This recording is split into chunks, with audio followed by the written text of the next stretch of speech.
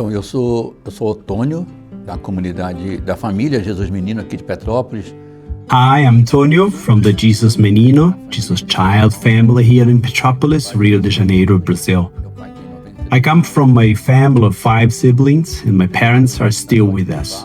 My father is 92, and my mother, she's 83. I was born in Itaipava, right here in the city of Petrópolis, and I come from a very humble background. My father has 14 siblings. I was raised in the church by my grandparents, and I was given the finest core values a family could offer: honesty, respect, and a deep devotion to faith. Because we were a very close-knit, simple family, I had so many dreams. When I was 18, I went to a youth retreat, and that was when I truly and deeply encountered God in my youth. Back then, I was just like any other young guy. I dated, I went to clubs.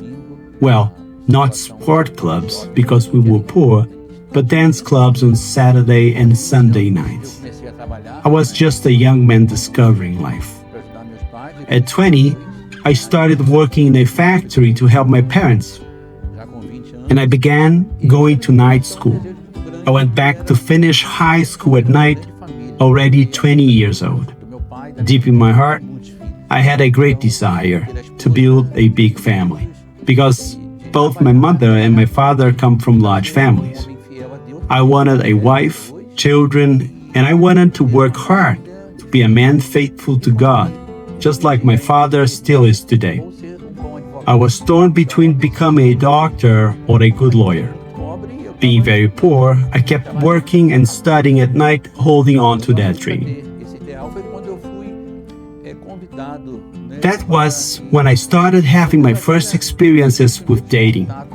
They were holy relationships, not many, but they were beautiful and pure. By the time I was 23 or 24, my greatest wish was to build a home.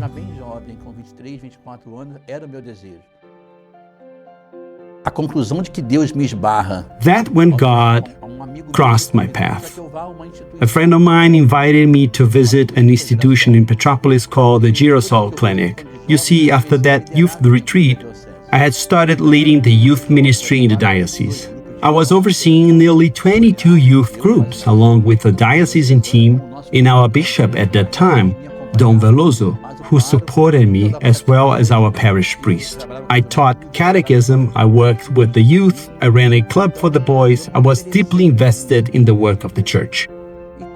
When this friend of mine discovered this clinic, which housed 200 children with disabilities, he invited me to go there and organize a Christmas party with the youth.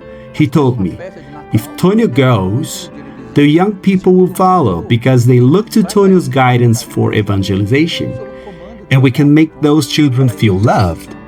At first, I resisted. I fought hard not to go. They had mental disabilities, I said. Some couldn't walk. The environment was incredibly basic, poor, and abandoned. I kept saying no, Elisio. But then I said, okay, fine, I will go. I resisted for the first few weeks, but he pleaded, just come with me to see it, just to know the place. So I went. At that time, I was still working at Nova Cerâmica, a local tableware company. I went with them, and it was a powerful experience. When I arrived at that clinic, feeling very afraid, a boy opened the gate to welcome me. That boy was Alexandre, who today is my eldest son, now 53 years old. Alexandre looked at me and said, Mister, do you want to be my father? Foi a primeira visão de que alguém tocou no meu coração. That was the very first moment someone touched my heart. I walked into the institution with him, and he led me around. On the outside, there was a garden, a pool, but inside I saw what looked like a crowd of suffering people cast aside all alone. That shook me to my core. Elisio asked me, do you want to bring the youth and help me throw the party here?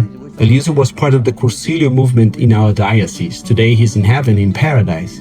He was the one who led me there. But my heart broke right then and there. We threw the Christmas party for the boys, and it was beautiful. Right after that, I said, I want to come and work here. Years before, When I was 18, I had taken a course in specialized catechism for people with disabilities, but I had never used it. Now I was 22 and I realized I can do something here. None of them were baptized, none had been confirmed, and they didn't receive the Eucharist. So I started doing a small amount of volunteer work, and later, the institution hired me as their religious education teacher. A year later, every single one of them was baptized and confirmed. Then, the youth started coming. I took those boys to the civic parade, I took them into the city, I took them to the movies. I even asked to cut down some trees around the institution so they could see the street. I started clothing and shoe drives. I wanted those boys who had been hidden behind walls to show their divine faces to society. But in the end, it wasn't society that helped them. It was the society that was helped by them. Even the church. When I went to talk to the bishop, he said, "You may prepare them for Holy Communion." This doesn't exist yet in Brazil. This was 40 years ago. I said, "No, I want to do the very best for them." They received Jesus and they were confirmed. E ali começou esse novo batismo do Espírito Santo na minha vida. And that was the beginning of a new baptism of the Holy Spirit in my life. My old dreams were left behind. The dreams of becoming a doctor, of getting married, they were fading away. My parents started saying he doesn't date anymore, he doesn't want to go to the club on Sundays, he spent 24 hours a day stuck in that institution, and now he's bringing those children into our house. It was starting to bother my father. He told me I was getting too involved, that he thought they were making me sick. I had a huge fight with my family because they couldn't understand what I was planning for my life. But it was the greatest discovery of my existence. It truly was. I started sleeping there, spending Saturdays and Sundays there. They even stopped paying me after a while because they realized how attached I was to the place. They thought, we need to get rid of this guy because he's taking over. But over time, I truly made those boys my sons. Eu levei eles para minha casa no primeiro Natal. On our first Christmas together, I brought 17 of them to my house. My father wouldn't welcome them. He said Christmas was for family only, and they weren't our family, that I should take them to my own house when I had one. I tried to do that, but first I brought them for lunch anyway. My father and my brothers walked outside, and I stayed in the house with my mother and the boys. We had a magnificent Christmas. That was the start of my new Pentecost, my new Lent. It was the start of my new Christmas, my new Easter. I was becoming a truly happy person. Losing those old dreams meant gaining a true calling. I was touched by the word of the Lord saying, "Come," through that boy who once asked me, "Mister, do you want to be my father?" When I published my first book, Dom Gregorio, who was our bishop then and now is the bishop of Fortaleza, wrote the foreword. He wrote that the boy didn't just open my heart to fatherhood, he opened the heart of the world to a different kind of fatherhood. Because it's not about being the father who biologically conceives.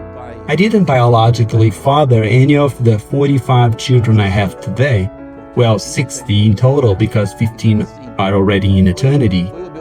It wasn't my sperm that created them. It wasn't my blood that created them. It was my soul. It was my soul along with my heart that made a sacrifice by choosing to embrace something that, to the world, seemed entirely unrealistic. So, you see, it wasn't me who transformed their lives. It was them who transformed mine.